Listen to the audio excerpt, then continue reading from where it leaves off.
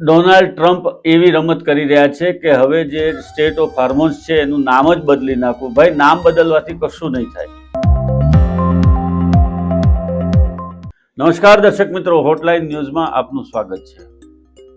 Iran ઉપર હુમલો કરીને ફસાઈ ગયેલા ડોનાલ્ડ ટ્રમ્પ હવે રઘવાયા બની ગયા છે. ટ્રમ્પ અત્યારે કોઈ પણ પ્રકારના નિવેદનો આપે તો એને વિશ્વના રાજકારણીઓ અથવા તો વિશ્વના લોકો હવે સાચા માનવા માટે પણ તૈયાર નથી.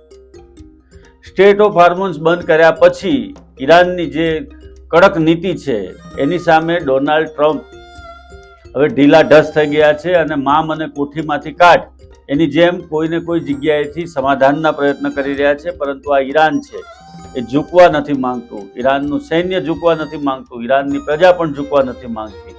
આટલા સતત હુમલા થઈ રહ્યા છે, છેલ્લા 1 મહિનાથી એમના ઉપર હુમલા થઈ રહ્યા છે, છતાં પણ એ લોકો અડીખમ ઊભા છે અને અમેરિકા અને ઇઝરાયલ જેવી મહાસત્તાઓને પડકાર ફેંકી રહ્યા છે.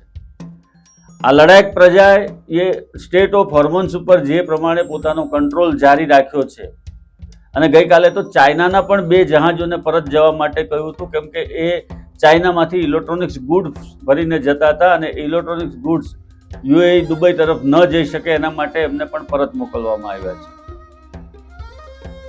હવે ડોનાલ્ડ ટ્રમ્પ એવી રમત કરી રહ્યા છે કે હવે જે સ્ટેટ ઓફ હોર્મોન્સ છે એનું નામ જ બદલી નાખવું. ભાઈ, નામ બદલવાથી કશું નહીં થાય. સ્ટેટ ઓફ હોર્મોન્સનું નામ બદલીને સ્ટેટ ઓફ ડોનાલ્ડ ટ્રમ્પ એવું નામ આપી દેવા માંગે છે, પરંતુ ત્યાં જે ઈરાનની સૈન્યની પકડ છે એના કારણે ત્યાં એક સળી ભાંગીને 2 કરી શકે એમ નથી, એવી પરિસ્થિતિ છે અત્યારે.